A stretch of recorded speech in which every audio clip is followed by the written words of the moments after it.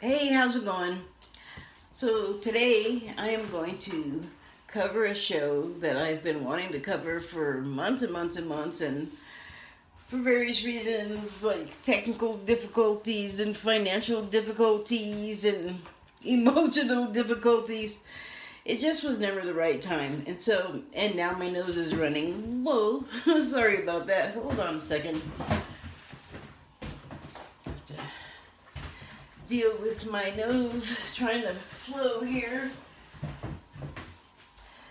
As usual, I have bad timing with stuff. Okay, so the show that I would like to do today is a series from SYFY called Van Helsing. Excuse me. And it is, for people who don't know, Van Helsing is a character from the Dracula stories that go way back from literature. And I don't have the name. Oh, Bram Stoker wrote it. Dracula, like in the Victorian era, I believe it came out. And then as now, it was very metaphoric. But anyway, the story is a many times later adapted take on the tale. And Van Helsing in the story was the character that always was the vampire hunters. And so in this story, the Van Helsing in question is Vanessa Van Helsing, and she is a descendant. And I'm only covering a single episode. It actually is as of now, it's a 4-season series, but I know that season 5 was in the works before the COVID epidemic started, just dismantling the world. Pardon.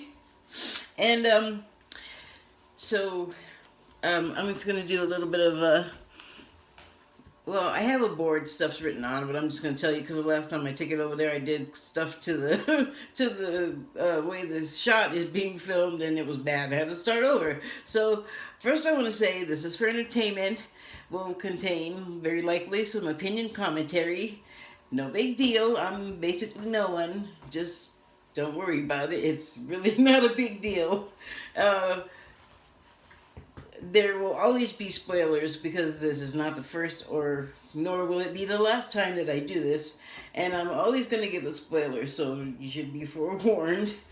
I have some music playing in the background, which I will probably add to the information box, which you can look at underneath the video itself. Oh yeah, and I only cover things I like here. Like you will I probably just won't bother with stuff that I don't like because, obviously I don't like it. I don't want to talk about it. Okay, let me just, sorry about that. Make sure I'm not forgetting anything. Okay, I guess I didn't forget anything. So on to what I wanted to say. The episode in question is Season 4, Episode 9, and it's called There's No I in Team. And I saw it, well, the first time I saw it, I was just so kind of blown away by it and really taken by it because in the context of the rest of the show, well, first of all, it's a flashback.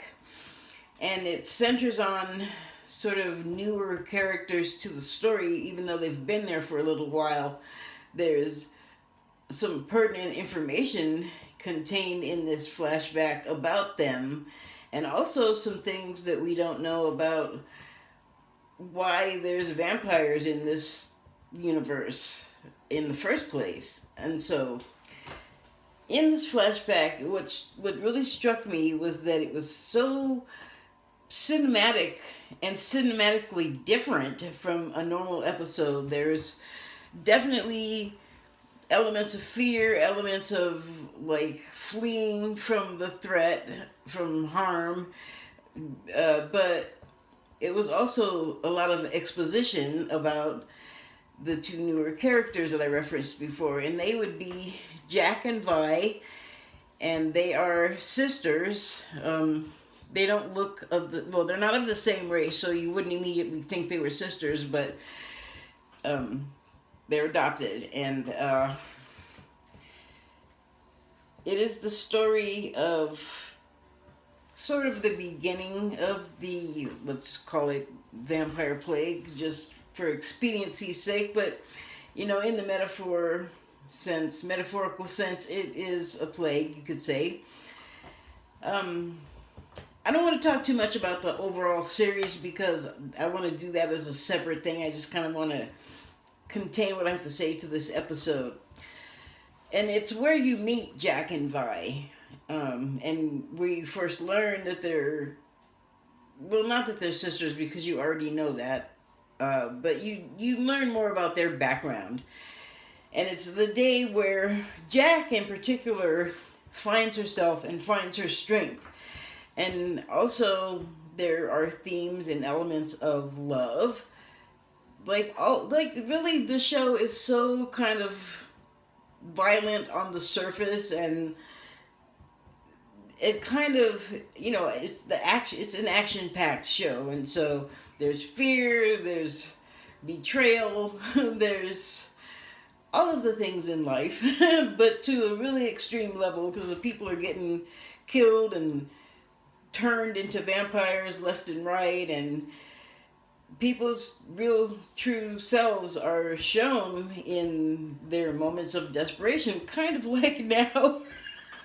So, I mean, that's why I do this. These are the kind of things that have drawn me to sit here and talk to you about it, is how the thing that you're looking at on the television, even though at the time that it was written and produced and filmed and all the blah, blah, blah, we had no knowledge of, a pandemic. I mean, we knew that it could happen. Some of us had heard that, there would likely be some coming because it's happened over time, but this was done before all of that, and the metaphor still works. And so these girls, when we meet them, are in the midst of a school trip, and they're archers, so some sort of tournament competition, and they are at a hotel, and I believe they're in Denver. But anyway, they're in a hotel, and they get to break into their mini locker, and they get all loaded, and some of the girls, they all kind of love each other and are supportive and loyal to each other because they are on this archery team. And some of them, there's a more romantic level to the love being shown. But it's all love. And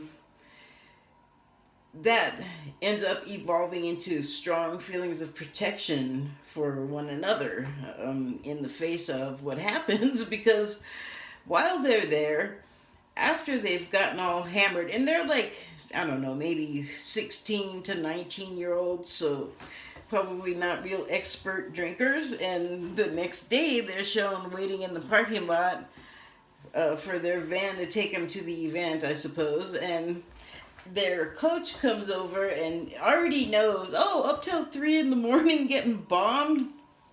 Genius! And she kind of scolds them, and then being young, invincible teens, they're like, we'll be fine, there's like a little kerfuffle, what you would expect, and their coaches, of course, and I would say justifiably disgusted with them, but, as they think, they would probably have been just fine, maybe not their total tip-top best, but just fine. So the coach goes away to go talk to other team members, or actually before she can go off to go talk to them, some sort of commotion starts happening, and they think it's just like some male-female clash of like a regular type, like maybe drunk people or married people having a fight or partners, whatever the case. It just looks like some sort of domestic disturbance. And then the screams, you can tell all of a sudden are like, oh shoot, no, that's panic and terror. That's not, I mean, this is something more. And then the people watching are screaming. What's happening is kind of obscured because the woman is in the truck and then the guy goes after her and starts doing something to her in the truck. So the coach runs over thinking that she's getting raped or something, and then by the time she gets there, the woman has been bitten by the man who's been somehow turned into a vampire. And yeah, it's just like a horror. Like people keep running up, not understanding, and then the people pop up and they're like, "Oh shit, they're a vampire," and they don't have time to run. So next thing you know, they're on the ground, or they got somebody stuck to their neck or whatever, and they're a vampire. And the girls are a little slow picking up on this, and so, but they do.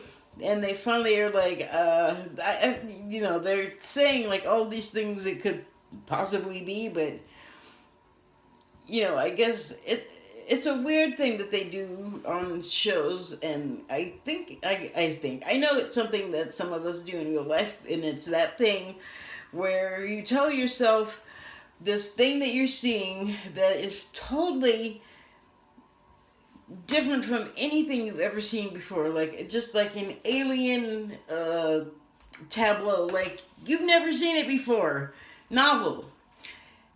And they're saying, oh, well, it's like I was saying, like, oh, it's domestic violence, or it's, like they have rabies, like just this crazy stuff, or, and the thing that I was referencing about what gets said a lot is people will tell you, oh, you're just dreaming, or oh, you're just seeing things. And it's like, first of all, how can you, the person outside of the person telling you that they're seeing something completely unusual, you don't have their frame of reference. You should be quiet. And then the person sometimes will not accept that, like, especially in the cases of like a ghost paranormal type thing.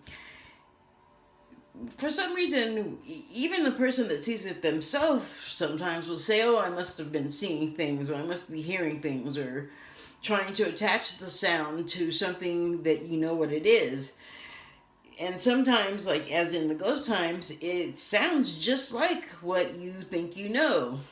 But in other cases, it isn't. And at some point, you have to realize, like, oh, this is not something that I can.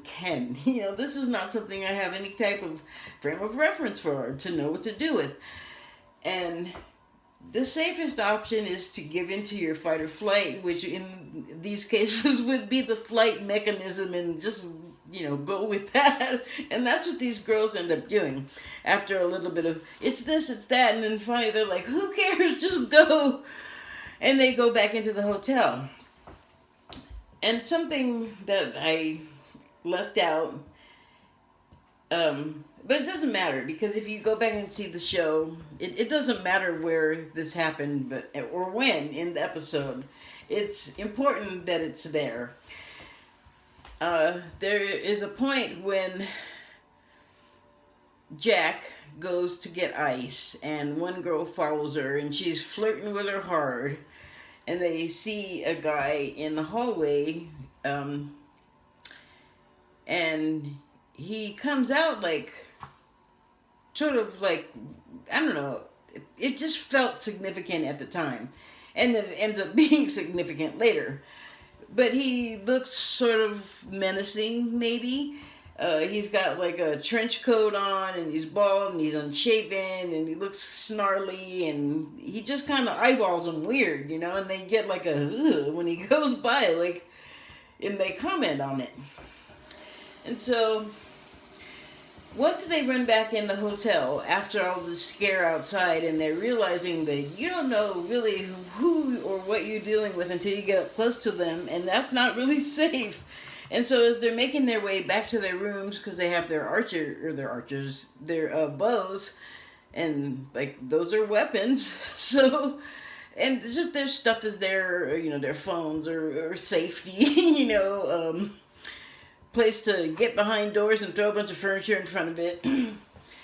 And that works for a while, and it's very the filming of it is very chaotic, but not in a way that's like hard to watch or unpleasant to watch, where it's like, you know, things are moving around too fast, and it's the actual look of it like gives you a fit, because people are sensitive to light in certain ways. And also, if it just looks bad, people are sensitive to that too. Like, they don't want to be like, I can't see, this is junk.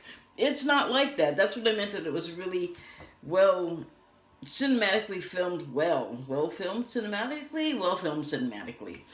It looks good. And the script is it's beautiful, and the direction, like, the whole thing just comes together like so beautifully. You know, there's tension. And so anyway, they go back in the hotel, and they're sort of running around because they've got like maybe a couple girls to a room, so they have multiple rooms, and they're going around and collecting stuff. But you know, they're not finding stuff. Like, maybe people came along before them and have already looted through their stuff, so they're having to like search for things, search for weapons, because they want to go someplace. The first place they want to try to go to is the police station, because they've seen one nearby. And so they're sort of making their way out of the hotel, but you know, before they can even get out, you know, gather themselves, there's already things at the door trying to get them, and one bursts in, and then creepy guy from the hallway rescues them from him. Or, you know, I don't know the exact order of when that happened. I should know, because I've watched this episode a bunch of times. And so I can say that, yes, the time I'm thinking of where the creepy guy gets caught by the other creepy guy, the first creepy guy, it was not when he came through the door. I don't believe. I think that came along a little later. But it so much happens so quickly. One of their own gets turned, and they, like, love this girl, and it's really hard for one of them. You know, she kills a stranger, and they're all sort of like, whoa. But, you know, Jack then ends up, you know, very close to a good friend of hers on the team, someone she knows, who gets turned while they're, like, trying to make their way through the hotel.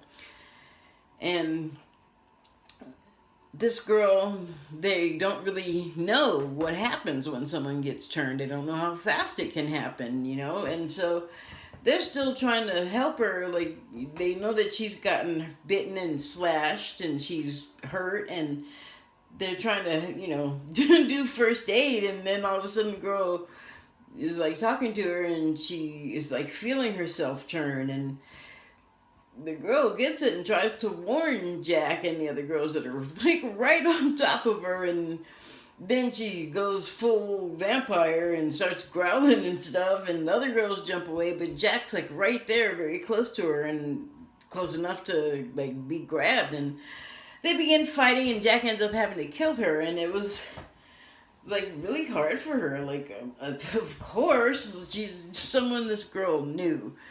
And it's just like that type of scene that there's so many things going on emotionally. And for me, I'm already into the story. I'm like season 4, you know, episode 9. I've been here for years.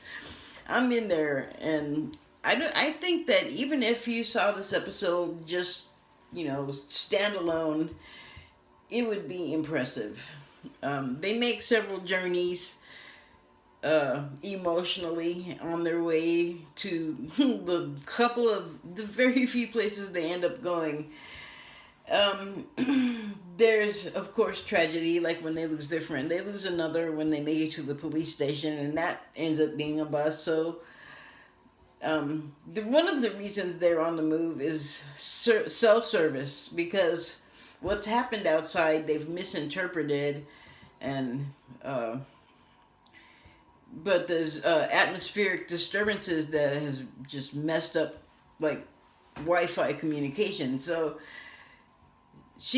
Jack is supposed to be picked up by her father after the tournament, or they make no speculation. I don't want to digress too much, but she's supposed to get picked up by the father, and so this event happens, and she has to go to the roof of the hotel to be able to get enough service, enough bars, and she finally reaches her sister. She gets her sister a couple of times, but first time they don't know anything's wrong and it's just a regular phone call. Then the next time the sister Vi, who's not actually physically in the episode, calls, stuff has popped off, and she's calling from a helicopter that her dad has picked her up from her school, and like one daughter's on one coast and the other girl's on the other coast.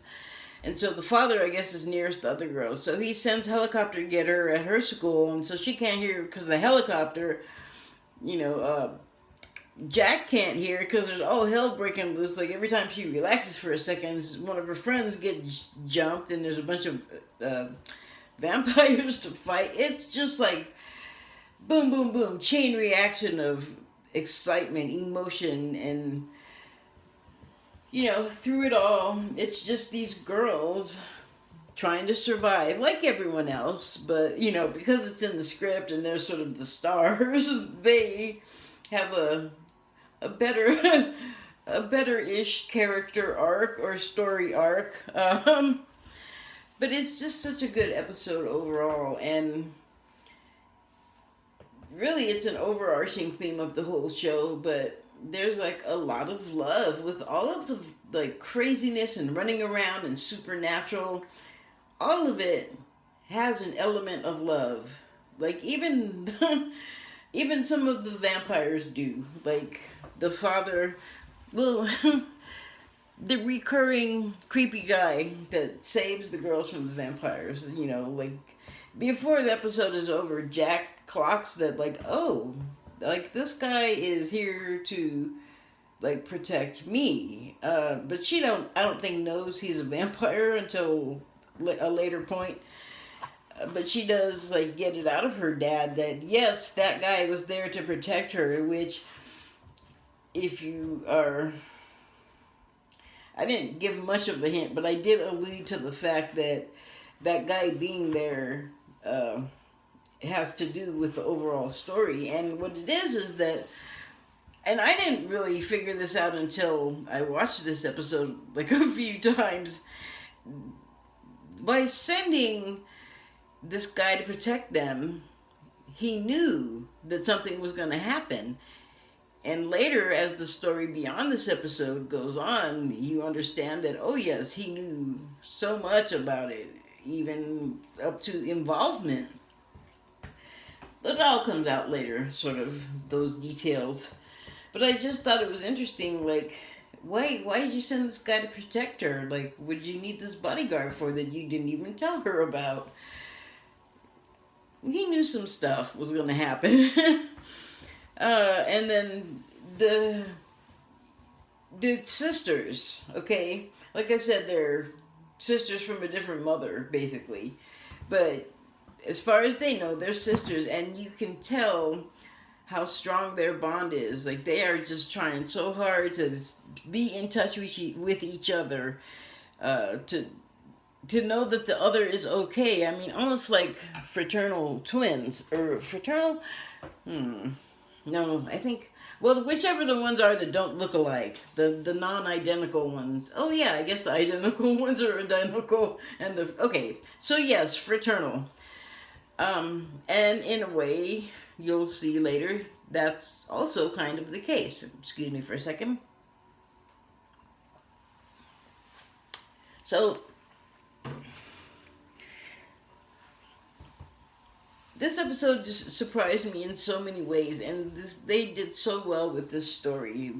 The writers of the series, like the whole thing. Like, I just love it.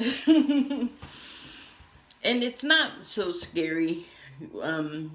If you don't, I mean, you can get scared by it if you want to let yourself suspend that much reality, but I don't know, maybe that I've seen it so many times, or like even a zombie, like whatever the supernatural threat from beyond is. It all ends up being a metaphor for what's really happening in our lives in reality. But you also get to get away. I mean, there's also a big a big Me Too element to the stories, because there are a lot of really strong women fighting hard against patriarchal, like, bondage and metaphorical bondage, and even the kind of bondage that you agree to, like marriage. There's like all these themes that, I don't know. I guess I have a lot of time to sit around and think of stuff, and I'm very grateful for that. Like, I enjoy doing it, and then being able to come back and hopefully come across with something coherent when I do this. For me, the overall message of the episode was finding who you are, like, from the depths of yourself, and what you can, like, which way do you want to go when you meet up with a fork in your life? You know, like finding that fortitude within yourself and being driven by sort of very pure motivations, like finding your sister that you love so much, or finding your father, or there's so many things. And like I say, I don't particularly try to not spoil, but at the same time, I'm not gonna spill all the beans, because no matter what I say, you're still, if you see the show, the episode, or the entirety of the series, you are still gonna have your own take on it, your own view.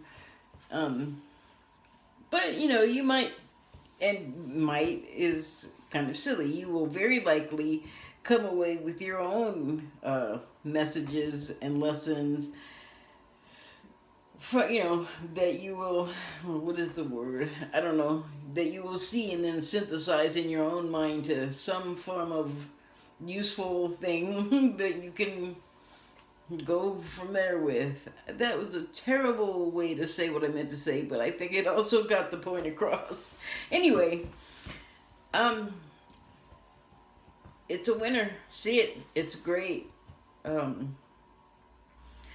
It's everything we need today, because we have had the vampire apocalypse in a way, and it needed to happen, you know, because now that we're sort of all vulnerable and exposed, like all of us, so many things have come out, and there's, as a result, still gonna come out. It's gonna be like dominoes tipping, the domino effect. So with this, our series in real life, at this this era of USA, Van USA is just beginning. Oh yeah, the best is yet to come. Thank you and good night.